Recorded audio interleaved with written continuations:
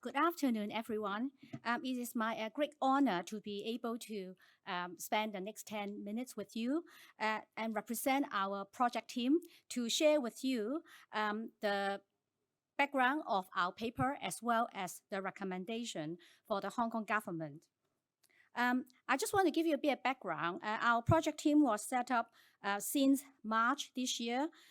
We have 13 professionals coming from 9 organizations and companies ranging from academics, NGOs, asset owners, infrastructure operators, fund managers, lawyers, auditor, and tax specialists. So we hope that with our research paper, we hope to bring to the awareness of you as well as the Hong Kong government of the advantage and also the challenge in front of us if we are going to develop Hong Kong as a leading investment fund hub for green infrastructure.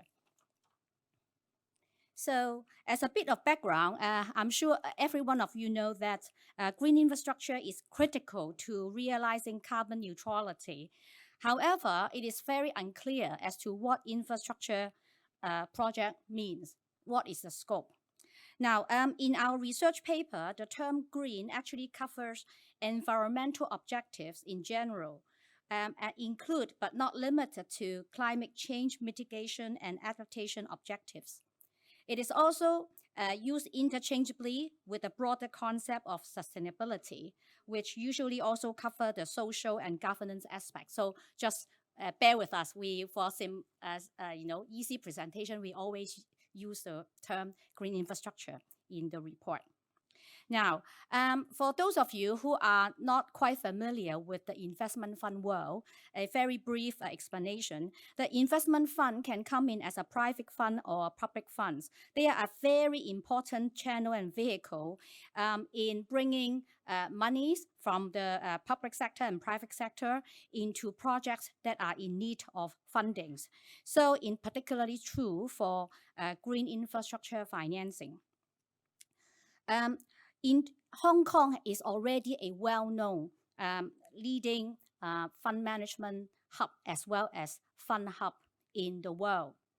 The reason why is Hong Kong has a unique and very attractive tax regime for investment fund, because for investors and for fund managers, having tax neutrality and or tax transparency is very important for them to select investment fund vehicle.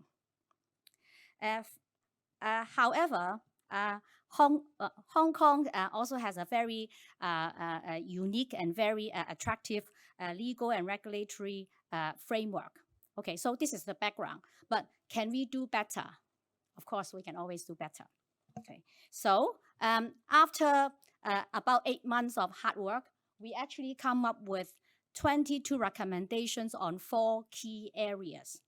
Now, the 4 key areas are the definition of infrastructure, how to identify and provide guidance on green infrastructure projects, and how to enhance our legal and regulatory environment for investment funds investing in green infrastructure projects, and how to make Hong Kong's tax policy and incentives more encouraging and more attractive for not only local, regional, but also international investors, fund managers, and projects alike.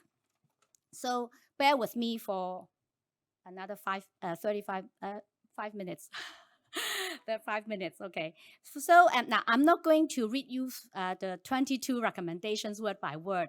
I'm going to give you some good highlights of what we are after.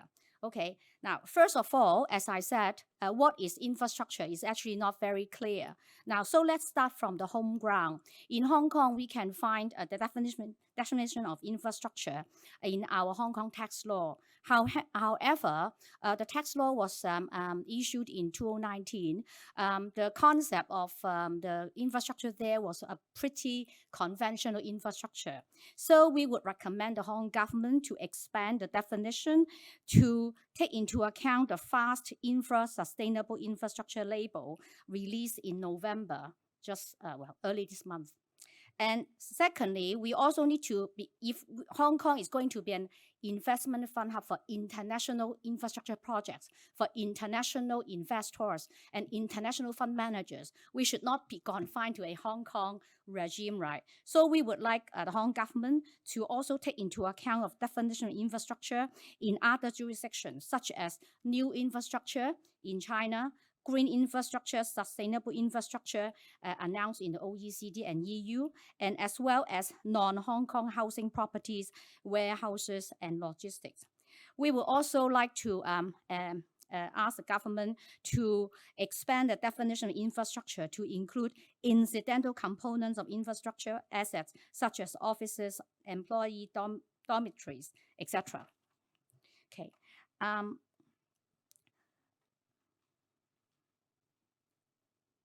Sorry, this is the second area of recommendation. Now, in terms of providing guidance and identification of green infrastructure projects, we are very pleased to note that the Hong Kong government would go for the common ground taxonomy. However, that's not the answer or the solution to what we are looking for.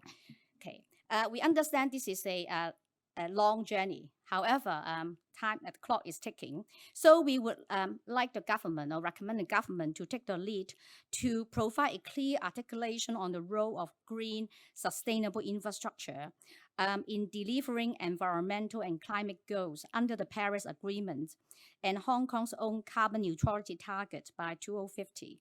Take the lead in conducting task force on climate-related financial disclosure scenario analysis. For example, using the construction of infrastructure in the proposed Northern Metropolis and the Lantau Tomorrow Vision development plans, as stated in our Chief Executive's policy address.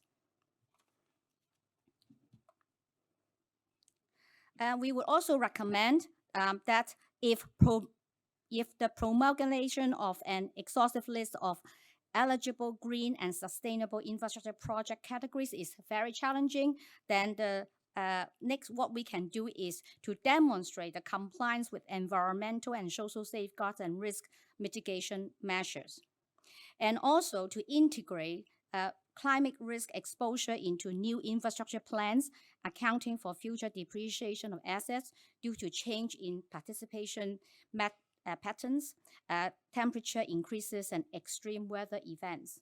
And also collaborate with cities in the Greater Bay Area, other cities in mainland, as well as the wider international society to work on this strategic infrastructure planning, standard setting, and carbon emissions data collection. The next area of recommendation is on regulatory and legal area. In Hong Kong, the government has provided subsidy scheme for the setup of OFC, open-ended fund company, as well as the redomiciliation of offshore companies into Hong Kong. However, we would recommend the government to consider expanding the subsidy scheme for the setup of a limited partnership fund in Hong Kong, as well as the redomiciliation of offshore limited partnership funds, including the green infrastructure investment funds to Hong Kong. And Hong Kong, actually, we have lots of monies. So I think we all gather. The Hong Kong Exchange Fund, the Hong Kong Future Fund, we would recommend the government to consider setting an example for these funds to invest in Hong Kong green infrastructure initiatives, and also to encourage the Mandatory Provident Fund Schemes Authority to consider promoting investment with green impact. Next is we would like the Hong Kong government to promote Hong Kong as a green and sustainable infrastructure investment fund hub to the mainland China and also international sovereign wealth funds.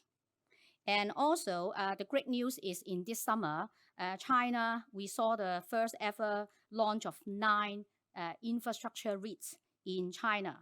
And at the moment, only QFI, qualified foreign investors, can invest or access the China REITs. So we would like the Hong Kong government to introduce policies that will facilitate cross-border green infrastructure investments, and of course, vice versa. For example, to have the China REITs or Hong Kong REITs to be included in the Stock Connect or the mutual fund recognition regime. And also in Hong Kong, because we have the LPF and OFC regime, can we make Hong Kong as a bridge with the China's QDLP and QFLP regime? This is not an easy task, but probably we can take this on and work out a solution. And also to promote green secularization as an instrumental vehicle to provide access to capital for small-scale green projects. Last but not least, taxation. For many of you, you probably would not consider taxation in many of your project consideration, but in fact, tax treatment certainty, or even better, tax exemption certainty is very important for every investors or fund managers for you to plan and run an investment fund project. So there are some technicalities in our recommendation. I'm not going to go through them one by one because many of you are not tax experts. So I would like to emphasize that it's extremely important for our current fund exemption scheme to be revised so that we can seriously be attractive to international infrastructure investment fund as an asset class, as a new asset class in Hong Kong, other than just ordinary plain listed equities or bonds. Okay, so our wish list. Okay, our project team members do not take this as the end of an exercise. We take it as the beginning of a long journey to make our wish come true. So after our report is published, hopefully by early next month, that means a few days later, hopefully, we will set up meeting with the Financial and Services Treasury Bureau, the Hong Kong Monetary Authorities, and other government authorities to explain to them more details of our research findings, the obstacles we have observed, and more details about our recommendations. And of course, we would also like our Financial Secretary to seriously consider our recommendation to be included in his budget speech next year for the 2022-23 budget. And last but not least, I would like to thank our project team members. Their names are on the screen. So thank you for allowing me to speak here. Thank you.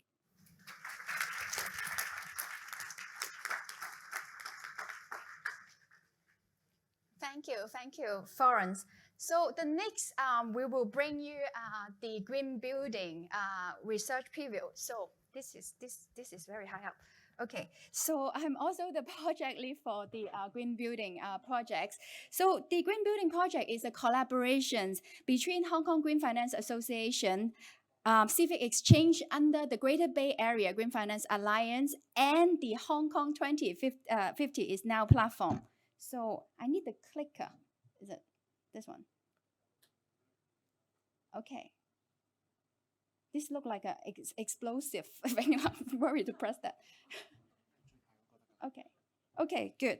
So this project has two very simple goals. One is to how do we help to accelerate the building sector to net zero? Secondly is how do we maximize the green financing opportunity? So where are we with this project? So this project has three phases. The first one, look at benchmarking a number of green building certifications around the world that we use.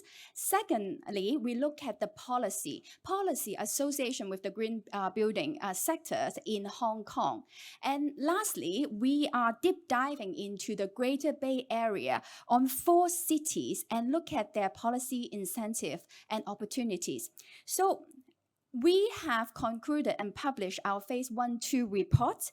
And let me share some a quick recap on the the report findings with you.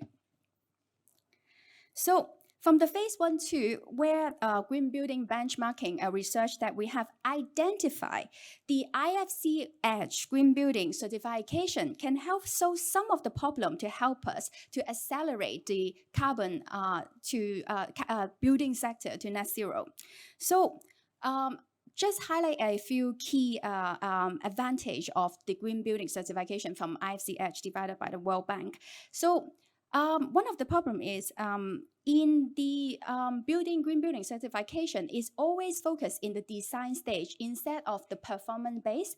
So with the graph that you can see at the top right corner, it highlights that performance-based rating system actually have a significant contribution in the energy aspect. So if our focus is looking at decarbonizations, so we ought to lean to look at building certification that is a performance base. Now, secondly, is not all the green building certification has a pathway to net zero, and the IFC Edge certification has one step from the first level being 20% energy improvement to 40%, and when you exhausted your energy efficiency improvement, then you allow carbon offset to arrive to net zero.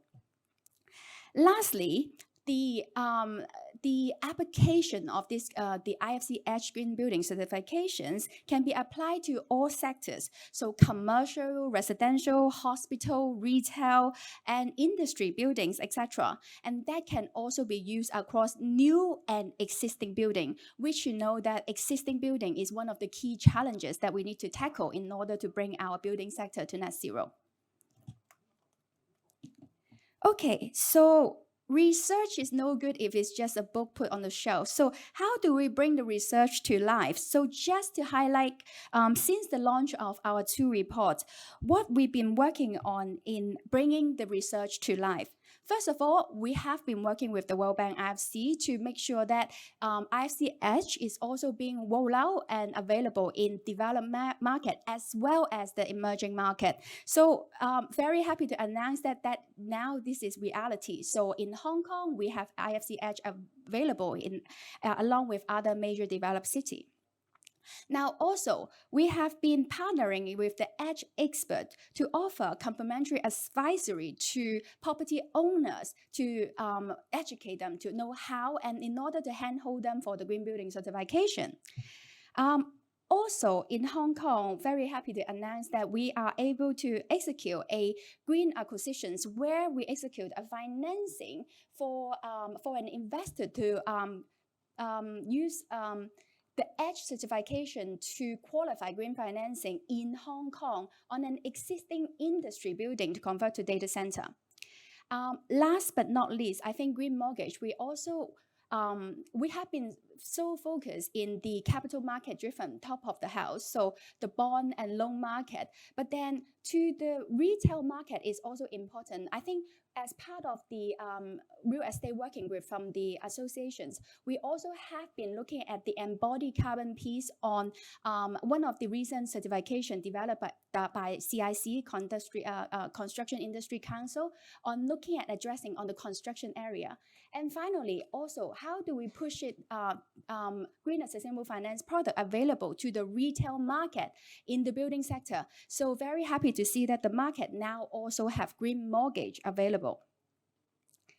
So now the third phase of the green building project that we are working on, looking at GB8 problems and issues. In general, we have found that the Greater Bay Area has very similar challenge as the rest of the world.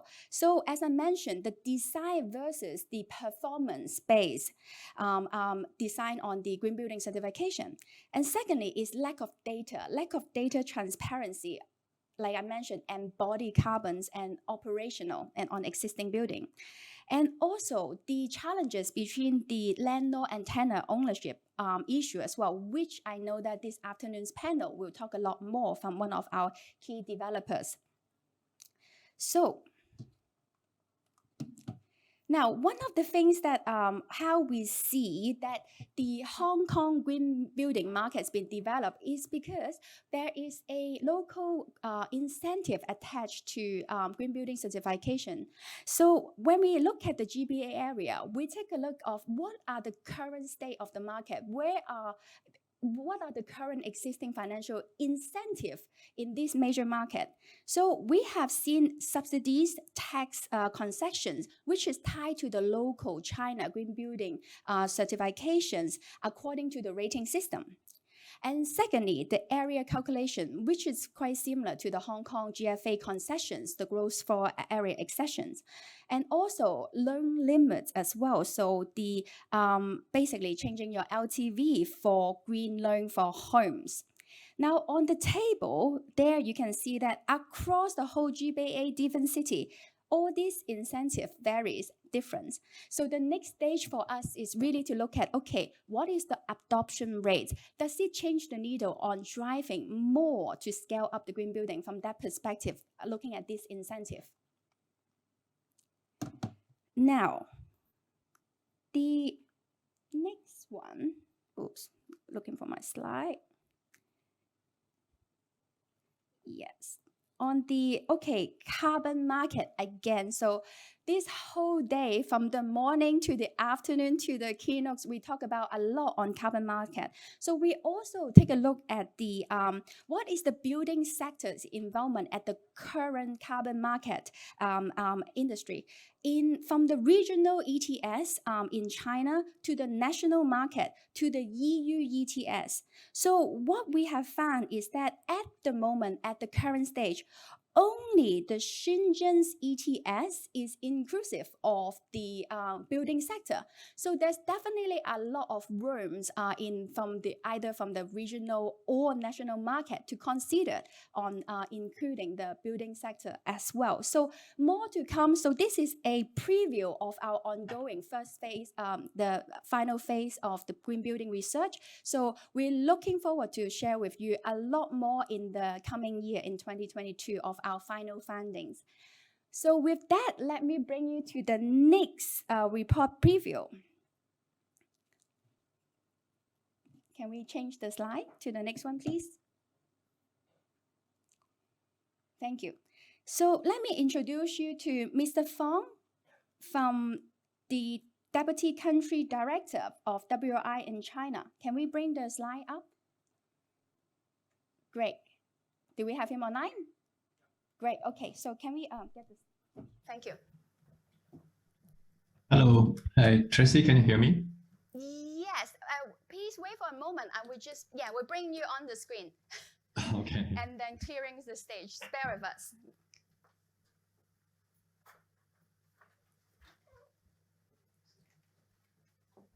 Great. Thank you very much. The floor is yours, Mr. Fong.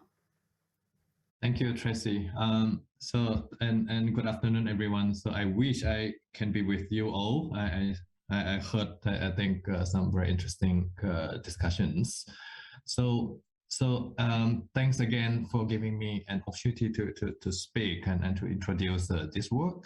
So I think following what Tracy just now said, so this is another project under the Hong Kong 2050 is Now platform. So I'm going to talk more about the GBA and the transition financing opportunity. So this is a project funded by Standard Chartered Bank, and so it's being jointly undertaken by GB8 Challenges, HKGFA, and WRI. Okay, so I think just go back a little bit of the history. So actually, we started this Hong Kong 2050 is Now, as shown on the screen. So it's a few years back. So then we published the first report in 2020 about the roadmap for Hong Kong to reach net zero. Then along the way, actually, we realized that Hong Kong, we can towards the net zero, we cannot look at Hong Kong as an island, but more broadly in the context of GBA. That's why we started with this project to look into net zero for the GBA area. So we'll talk a little bit more about this. So I think we will start by saying that GBA is not only very important to the Hong Kong, but if you look at this map, so the way we look at how China, the entire China, to achieve carbon dioxide peaking before 2030 and carbon neutrality before 2060, we do need a few regions, so a few pioneers to lead the way. And we see that the three biggest economic development regions, GBA, Yangtze River Delta, and the Beijing-Tianjin-Hebei region, would be the pioneers leading China towards early emission peaking. And absolutely, GBA would be key, being, I mean, one, if not the most, would be one of the most advanced regions in China. So in this project, so I think one thing to highlight is that actually, if you look at the GBA or the even broader in the along the coastal region of China, so there are already a lot of studies about how to get to carbon dioxide peaking or how to get to net zero. But what is really missing or lacking is about how. So I think what Tracy mentioned just now about the building sector is really key. I think the other thing that we would like to highlight in this project is about using transition financing as the instrument to accelerate the transition. So you look at this, the four components that we have for this project. So from identify the pathways toward net zero, then we identify the key areas for transition. Then we use we will try to use the transition financing as an instrument to make it happen. Of course, along the way, we will have a lot of engagement with the different stakeholders in the region. And the focus of this study is, as you can imagine, is 11 cities of GBA, including Hong Kong, of course, and the 7 cities in Guangdong province.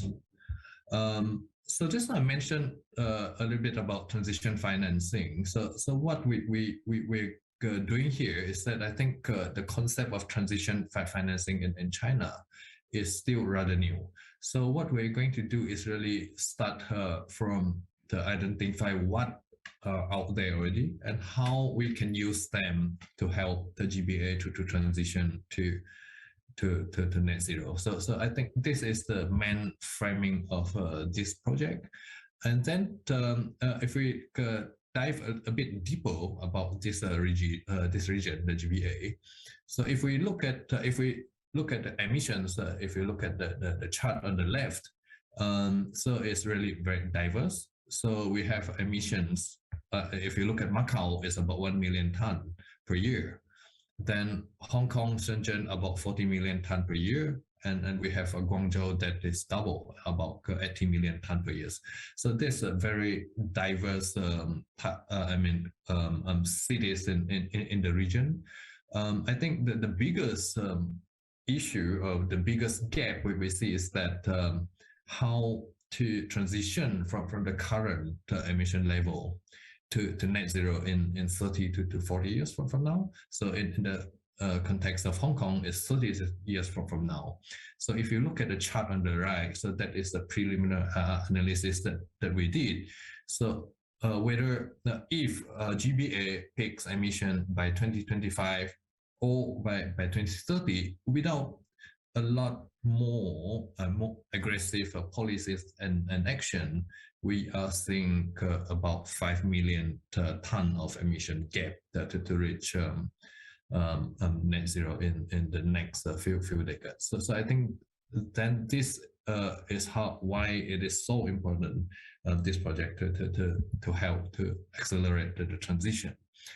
So just now we look at the distribution of cities in terms of emissions. So if we dive into the sectors, so there's another way to look at the opportunities. So you can see for the entire 11 cities, so we have the emissions comprised of mainly from 3 sectors: industry, transport, and buildings. Of course, this is just some preliminary results. So in the next step, so what we do is we dive into what are in the industrial sector. As you see now, is almost 60% of emissions from industrial sector, as well as transport sector. What is the composition in buildings? So I think Tracy just now explained about our work on buildings. So all this will come together in this study.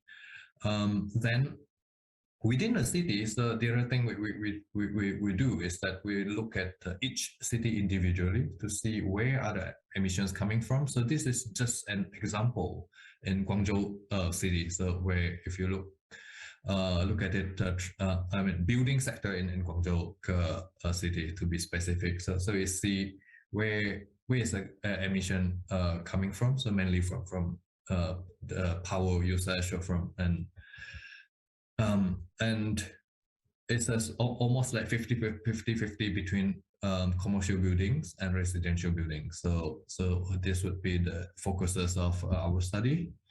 Then I think finally, so would like to highlight again. Transition financing in China is really a very new concept. So I think so we start from very fundamental research or study to see what is the definition internationally and how it can be applied in China and in the context of GBA. So it's important to avoid sort of a greenwashing or transition washing. So this will be done in the next couple months. So I think today is I'm just giving some tidbits about this work as we just started. Actually, we just had our kickoff meeting about a month and a half ago. So I think the main work would be in the next 12 months. So as you see on the screen, so in the coming months, what we will do is besides doing research, we speak to many of you to get your view about how to make this happen. I think importantly to see how Hong Kong as an international financial center, how can Hong Kong play a role, the financial institutions in Hong Kong play a role to help the entire GBA region to quickly transition towards net zero. And I'll stop there. Thank you very much.